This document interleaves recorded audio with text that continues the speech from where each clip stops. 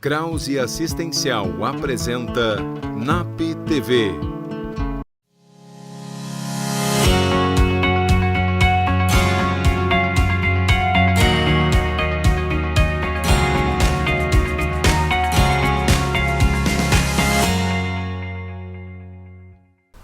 No programa de hoje vamos falar sobre hérnia de disco. O psiquiatra Vinícius nos fala do transtorno de oposição desafiante na infância. E Jurema invadiu a clínica escola do NAP. Olá, eu sou Sheila Flash, psicóloga clínica, e você está assistindo o NAP TV. Hoje vamos abordar o transtorno de oposição desafiante da infância. Confira a matéria com o psiquiatra Vinícius Correia da Luz. Então, é um transtorno que acomete uma parcela relativamente grande de crianças, né? A gente fala, algumas estimativas apontam entre 1% e 10%, e ele se manifesta com alterações de comportamento nas crianças, né? Então, são crianças que apresentam um humor mais irritável, um comportamento mais desafiador, de oposição a figuras de autoridade, né? Além de um comportamento mais vingativo, né? Então, normalmente ela aparece mais em interação das crianças com adultos ou figuras de autoridade, né? De maneira geral, a gente diz que esse transtorno começa a aparecer na idade pré-escolar, e idade escolar em geral vem o pico de encaminhamentos, assim, né? Então, hoje é um dos transtornos que mais tem motivado o encaminhamento para atendimento em saúde mental, tanto psicológico quanto psiquiátrico. Então, até o transtorno opositor, né, é uma patologia que pode ser atendida tanto por psicólogos quanto psiquiatras, né? Então, casos, né, de mais leves, de menor gravidade, em geral, o atendimento psicológico costuma ser bastante efetivo como uma intervenção para tratamento do transtorno, né? Em geral, o atendimento psiquiátrico acaba sendo mais indicado em casos um pouco mais graves, onde existem explosões de agressividade mais intensas, né? E aí a intervenção medicamentosa acaba sendo importante também. A gente diz assim que a raiva é uma emoção normal, né? Então, durante a infância, as crianças podem apresentar crises de birra, e isso pode só significar uma etapa do desenvolvimento. A gente começa a dizer que se torna um transtorno quando a intensidade dessas crises aparecem, né, numa intensidade muito alta e numa frequência muito alta também. Então, crianças de até 2, 3, 4 anos, esse tipo de crises de birra, quando são frustradas, são comportamentos comuns, né, típicas do desenvolvimento. Então, quando a gente começa a observar que uma criança está maiorzinha, né, e começa a apresentar esse tipo de sintomatologia com uma frequência importante, no mínimo uma vez por semana, e na interação com diversas figuras, né, de autoridade, então, com os pais ou com os professores, em geral isso merece já uma atenção, né? Então, já valeria a pena um encaminhamento para uma avaliação, né, para indicamento do tratamento mais adequado. Hoje o que a gente se tem mais claro, assim, que o transtorno de oposição, né, o TOD, ele seria uma consequência de uma combinação de variáveis biológicas com variáveis ambientais, né? Então, normalmente são crianças que têm, né, já um temperamento mais irritável, mais impulsivo, e isso na interação com os pais, isso poderia se potencializar, né? Então, são crianças que naturalmente, né, exigem uma maior demanda, uma maior paciência, e pelo fato desse tipo de comportamento aparecer, os pais tendem a aumentar o grau de agressividade também no trato com elas, né? Porque são crianças que têm mais dificuldade em ser frustradas, de receber não, né? E o que acaba acontecendo? Os pais muitas vezes entendem esse comportamento como, né, um desafio, ele não me respeita, aumenta a agressividade, e a gente sabe que muito do comportamento da criança também é influenciado como uma reprodução dos comportamentos que ele observa. Ambientes mais agressivos podem estar relacionados tanto a gênese do transtorno quanto a perpetuação também. Ou então cuidados parentais mais negligentes, então pais que têm mais dificuldade de dar limites, são mais permissivos, né, acabam dando a impressão da criança que ela pode ter tudo o que quer no momento que quer, né? A gente diz que uma etapa importante é a criança aprender a tolerar a frustração, né? E isso de alguma forma também tem que ser proporcionado pelo ambiente, né? O tolerar, aceitar ou não. Crianças que não recebem o tratamento adequado, esse tipo de sintoma acaba se perpetuando, né? Então já tem alguns estudos que demonstram assim, que crianças portadoras do TOD podem evoluir para um transtorno de conduta, né? Que a gente diria, o transtorno de conduta faz parte do mesmo grupo de sintomas, né? Dos transtornos disruptivos e do comportamento, né? Mas já aparecem episódios de agressão mais grave, né? Violações mais graves da lei, né? Então, em geral, o TOD acaba indo para dois caminhos, né, em geral, sem tratamento. Ou um transtorno de conduta na adolescência e na vida adulta, né, pode até chegar a um transtorno de personalidade antissocial, ou um caminho mais de um transtorno de humor, como depressão e transtornos de ansiedade também, né. O que a gente sabe, assim, então, muitas dessas crianças, né, como tem essa dificuldade com o não, né, aparecem, né, sintomas de agressividade, a gente acaba observando que boa parte da interação da criança com os demais acaba sendo com cobranças, né, com limites, e muitas vezes a família acaba já tendo uma certa dificuldade de reconhecer comportamentos bons, né?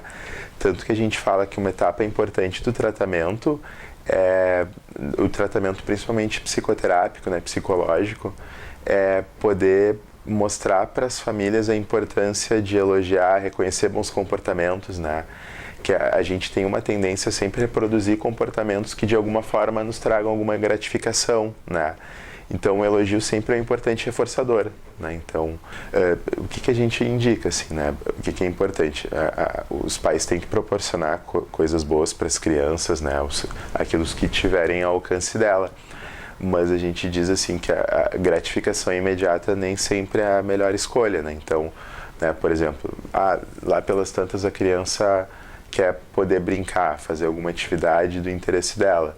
Não, claro, ela deve fazer, né? Então, os pais têm que proporcionar atividades de lazer, mas também tem que sempre reforçar que também os compromissos são importantes, né? Que ela precisa fazer as tarefas, tem que respeitar os horários, né? Então, os pais servem muito também de modelo, assim, né, na organização da rotina, né, das crianças, e para poder ter um equilíbrio entre atividades de lazer, né, e os deveres e obrigações. As crianças acabam passando boa parte do tempo na escola e os educadores acabam tendo um papel bem relevante também, né. Crianças que têm esse tipo de transtorno, né, um transtorno de oposição ou alguma outra dificuldade de comportamento, o ambiente escolar também precisa ser bastante orientado, né. Então é bem comum, assim, tanto, né, os terapeutas infantis, psicólogos e psiquiatras acabam fazendo muitos contatos com a escola, né, orientando qual seria a forma mais adequada de lidar, né, com as crises que possam aparecer, né, e poder também a escola ser um ambiente onde reforce, né, habilidades e características positivas dessas crianças também.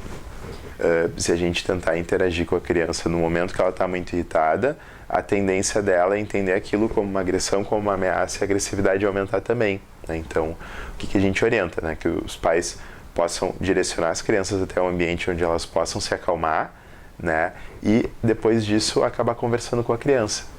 E como nessas crianças portadoras do transtorno, esse tipo de crise pode ser algo recorrente, né? Então acontecer às vezes 1, 2 vezes por semana, é importante que o terapeuta possa auxiliar as famílias a identificar quais os desencadeadores dessas crises, né? Porque a gente atuaria também de forma preventiva.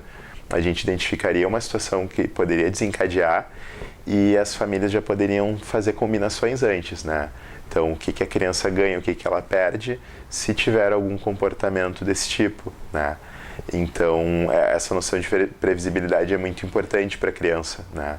Mas no momento da crise é basicamente direcionar ela para se acalmar e, claro, numa situação onde há ameaça, né, física, para a própria criança, para terceiros, aí os pais devem intervir no sentido de, né, de segurar, poder, né, acalmar ela, abraçar até que a crise possa acabar se reduzindo também. Muito importante, assim, hoje o que se tem mais de evidência, né, na literatura científica de resposta ao tratamento do TOD, justamente são os programas que a gente chama de treinamento de pais, né? Então, como é que funciona? Assim, o terapeuta teria consultas frequentes com os pais, o atendimento com a criança é importante, mas não é, como se diz assim, ele não é essencial, né? Então, porque quanto menor a criancinha, né, mais ela é reflexo também desse padrão de interação que está inconsistente, né? Então, e normalmente os passos de tratamento são esses, né? Então, poder primeiro auxiliar os pais mesmo a entender que isso é um transtorno, né? Que não é simplesmente uma desobediência, não é só uma criança mal educada, né? É uma criança que tem, né, em função de uma predisposição genética e um padrão de interação aí, né, complicado, que está desenvolvendo um transtorno que merece uma atenção, né? Não saia daí, nós vamos fazer um breve intervalo e voltamos já com o NAP TV.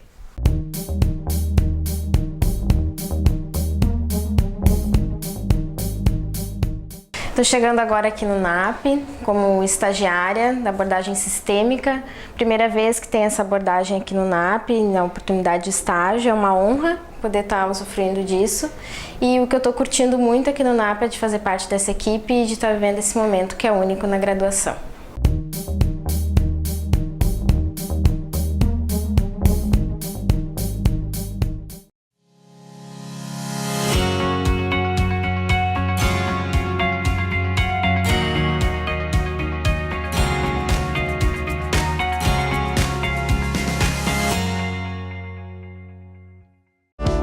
Exatos, uma empresa com os olhos voltados para o futuro, onde solidez e inovação caminham lado a lado, oferecendo através dos serviços contábeis os instrumentos necessários para a administração e a tomada de decisões estratégicas. Em constante evolução, com agilidade, transparência e respeito ao cliente, a Exatos atua em um amplo portfólio de serviços de gestão, formada por profissionais com vasta experiência nas áreas empresarial, contábil, fiscal, tributária e trabalhista. É comprometida com a ética e a evolução do seu negócio e motivada pela excelência. Engajada em diversos programas de qualidade, a Exatos mantém como filosofia a parceria no dia a dia com as empresas, não se restringindo apenas a cumprir burocraticamente os trâmites da contabilidade convencional, mas sim busca a atualização constante e os melhores métodos para o crescimento eficiente e econômico dos seus clientes. Através de ações estratégicas de mercado,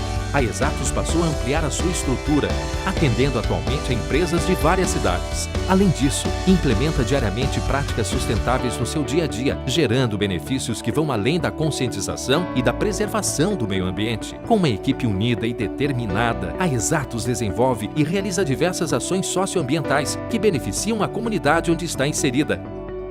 Conheça a Exatos e saiba tudo o que ela pode fazer por sua empresa.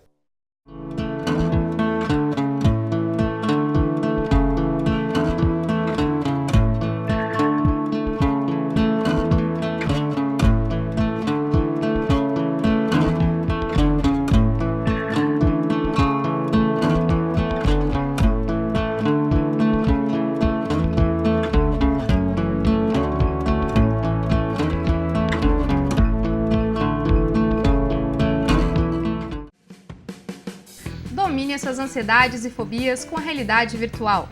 O NAP, Núcleo de Atendimento Psicológico, utilizando a inovadora plataforma Psyos, após mais de 20 anos de pesquisas e uso, apresenta ao Rio Grande do Sul esta avançada tecnologia para fins terapêuticos. Viva experiências virtuais com alto nível de realismo e monitoramento das constantes fisiológicas por biofeedback. De técnicas avançadas de relaxamento, concentração e mindfulness, até o tratamento de medos de avião, injeção, dirigir carros, altura, elevador, escuridão, falar em público, animais e tantos outros. Trate ansiedade, distração, estresse, pânico e transtornos alimentares com resultados duradouros em menor tempo, sempre com atendimento de um psicólogo especializado da equipe do NAP.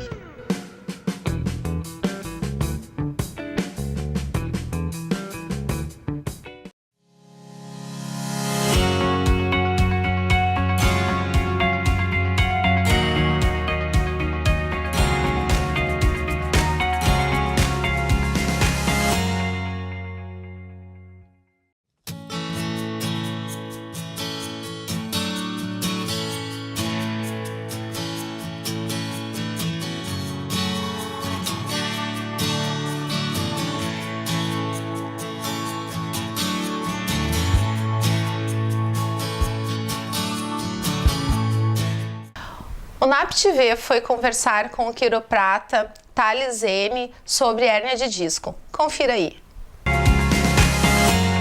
A hérnia de disco é uma das doenças que mais afeta a população hoje em dia, né? É o principal causador de dor nas costas, né? Então, as dores que a gente acaba sentindo, como formigamento, às vezes perda de força, dor no pescoço, dor na lombar, dor na nuca, isso muitas das vezes é ocasionado pela hérnia de disco, né? Então, principalmente falando em questão da lombar, que a hérnia de disco acomete muito a região da lombar, a região inferior, né? Estima-se que 80% da população vai ter um episódio de dor na lombar, né? De dor forte na lombar, né? Então, podendo ser associado à hérnia ou não, né? Então, o assunto hérnia de disco é muito importante porque é uma das principais visitas a médico, né? de paciente é a hérnia de disco, né? E que mais ocasiona dores nas costas é essa patologia, né? As principais causas da hérnia de disco são a má postura, né? Então, movimentos repetitivos, né? Principalmente pessoas que trabalham sempre na mesma postura, fazendo sempre os mesmos movimentos. Por exemplo, sou mecânico, vou lá, estou sempre embaixo do carro fazendo a mesma posição. Eu trabalho na frente do computador, estou sempre com essa posição aqui, prejudicando a cervical. Então, os movimentos repetitivos é o principal fator causador de hérnia de disco, né? Então, a hereditariedade também tem um fator. O próprio fumo, o cigarro também é um problema, né? Muitas pessoas não sabem. O cigarro ele é um dos causadores de problemas no disco da nossa coluna. Tá? O disco é essa estrutura que fica entre as nossas vértebras, a função dele é absorver o impacto da nossa coluna. Então, o fumo ele acaba desidratando o nosso disco. O que acontece? Geralmente, a pessoa procura um profissional quando está com dor nas costas, né? Então, quando essa dor nas costas, todo mundo tem dor nas costas, né? Acontece com uma dor no pescoço, acorda com uma dor na lombar, mas quando é uma dor que já está há mais de 1 mês, 2 meses e não passou, é uma dor que está constante, está se tornando crônica, né? Então, já está um tempo maior, aí acaba procurando um profissional, seja médico, quiropraxista, fisioterapeuta, né? Então, o diagnóstico desse profissional para verificar se é uma hérnia se dá por dois fatores, tá? Clinicamente, né? Então a gente vai fazer alguns testes específicos, vai verificar se está com alguns sintomas principais da hérnia de disco, né? Formigamento, quando é na cervical, quando é no pescoço, então formigamento para os braços, perda de força para os braços, quando é na lombar, na região do ciático, por exemplo, então aquela queimação para as pernas, formigamento para a perna, perda de força para a perna, né? E essa dor que não passa há muito tempo, né? Já tomei analgésico, já fiz algumas coisas e não está passando, né? Então o quiropraxista vai avaliar clinicamente, né? E isso é um sintoma de uma hérnia discal, né? Então, o principal diagnóstico nosso é o exame de imagem, né? Então a gente vai pedir uma ressonância magnética, né? Se for o caso, né? Se for necessário, e esse é o exame que vai nos mostrar que realmente é uma hérnia de disco, né? Na ressonância magnética a gente consegue verificar como está a altura dos discos intervertebrais, a altura o alinhamento da nossa coluna e verificar se ali tem uma hérnia de disco. E a partir disso, aí se inicia o tratamento, né? Então, eu vou falar um pouquinho do tratamento também, aproveitando da hérnia de disco, né? Então, muitas pessoas acabam perguntando, eu tenho hérnia de disco, eu não posso fazer exercício físico, né? Eu tenho hérnia de disco, eu não posso ficar muito tempo sentado. Eu tenho hérnia de disco, eu não posso fazer só cirurgia. Bom, alguns mitos que a gente vai tentar resolver. A hérnia de disco, o que é a hérnia de disco? Tá? Então, o disco intervertebral, ele absorve o impacto da nossa coluna. Tá? Então a função dele é absorver o nosso impacto. Então quando tem um desalinhamento ou um mau funcionamento da nossa coluna, né, esse disco ele acaba migrando para fora, né? Então ele migra para fora e acaba pinçando um nervo, né? No caso o nervo ciático, por exemplo, nessa região inferior, né? Então ocorre esse pinçamento, tá? Então como é que a gente, supomos que a hérnia esteja aqui, como é que a gente pode tratar essa região, tá? Então no momento que acontece isso, os músculos laterais da nossa coluna já contraem, fica muito contraído, enrijecido, né? E automaticamente dor nessa região, dor na coluna, né?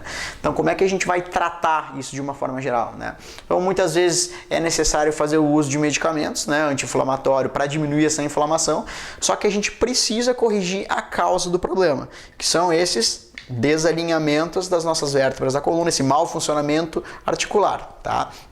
Então, o que a gente vai fazer?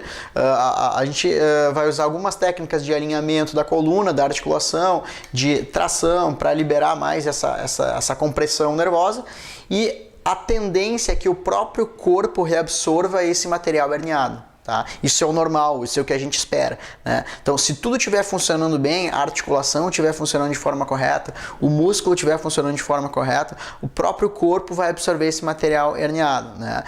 E aí a pessoa vai ter uma vida normal, tá? O que é uma vida normal? Vai poder fazer exercício físico, desde que tenha musculatura reforçada, então o próprio quiropraxista vai passar alguns exercícios específicos para reforçar aquela musculatura, mas é vida que segue, não tem grandes limitações. Isso é o que a maioria das vezes acontece, né? O grande problema é o seguinte: a pessoa tem a dor nas costas, acaba se medicando, toma remédio, o remédio o que ele vai fazer?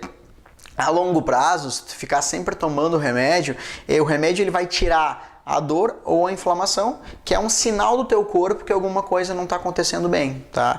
Então, tirando a dor ou a inflamação, não está indo na causa do problema. Tu vai ficar mascarando por muito tempo. Isso vai criar uma lesão maior. Até que pode chegar um ponto dessa hérnia extremamente... uma hérnia sequestrada, por exemplo, que é o que a gente chama, acaba entrando para dentro da medula, e isso aí são casos que a gente mais graves, que aí é a perda de força completa para as pernas, a perda do controle urinário, né? Então são problemas mais graves, né? Então que a gente tem que tomar um pouco mais de cuidado. Mas via de regra, o tratamento de hérnia de disco é conservador, que é através da quiropraxia, de exercícios físicos, e na maioria das vezes tem um excelente resultado, e a pessoa tem uma vida normal.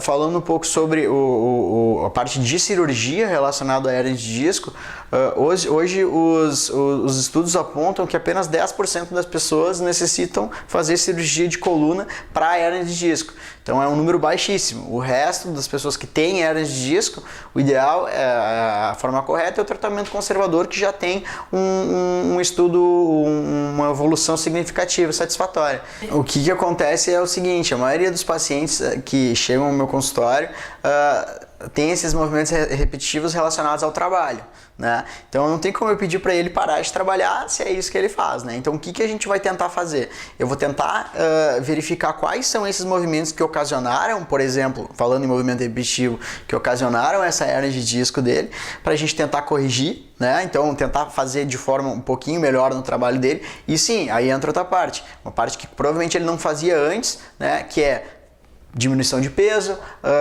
fortalecimento da musculatura acessória para que a musculatura esteja forte e não lesione tanto a coluna, manter a coluna alinhada com os ajustes dentro da quiropraxia, e tudo isso a gente vai evoluindo para que a partir disso o paciente não desenvolva mais problemas depois de que eu ter melhorado a situação física dele. Então é uma parte que eu explico na parte de fora que ele tem que melhorar, né? Agora é a hora dela. Veja só o que a Jurema aprontou invadindo a Clínica Escola do NAP.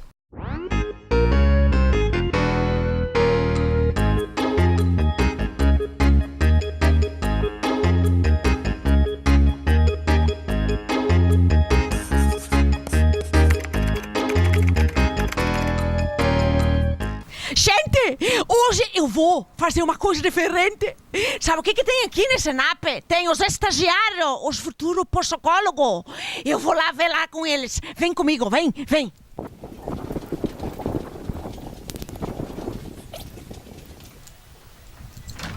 Oi, pessoal! Eu vim com a televisão hoje!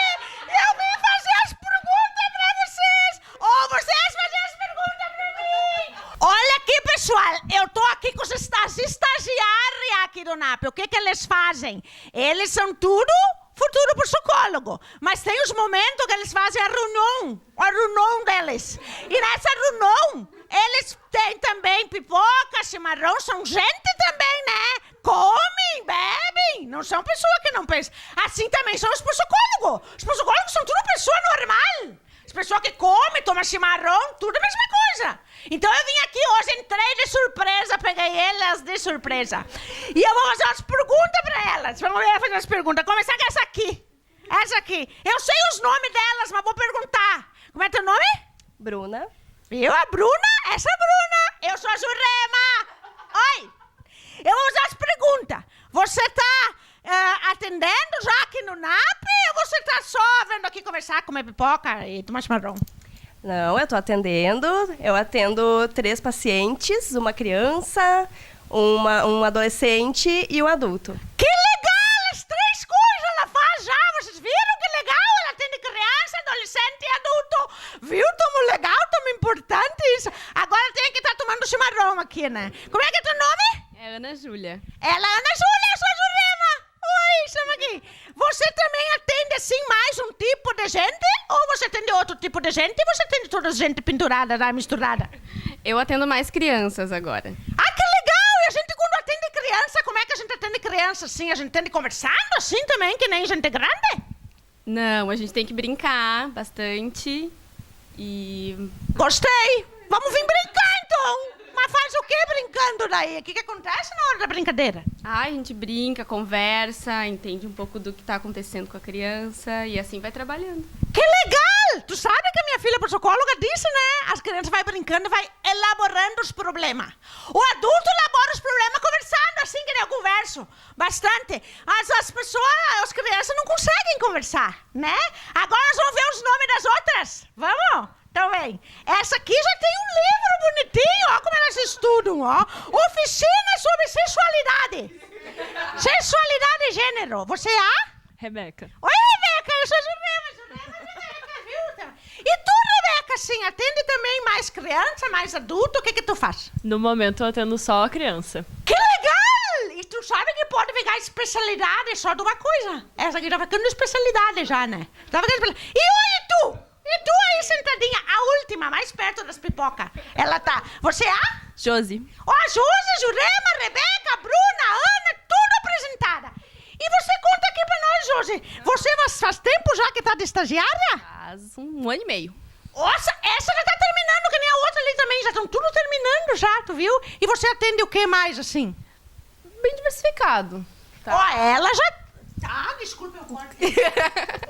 Adulto, criança, adolescente. Que legal! Vocês viram, então, como o NAP tem um monte de coisa? Tem também os estagiários. E tá faltando ainda, tem homem também, tá? Não é só mulher. Tem estagiário homem, mas que não estão aqui hoje. Tá bom? Tem só um pedaço aqui. São 8, então falta mais. 1, 2, 3, 4 falta. Tá? Então hoje foi isso que eu fiz. Tá? Obrigada, gurias! Tchau, gurias!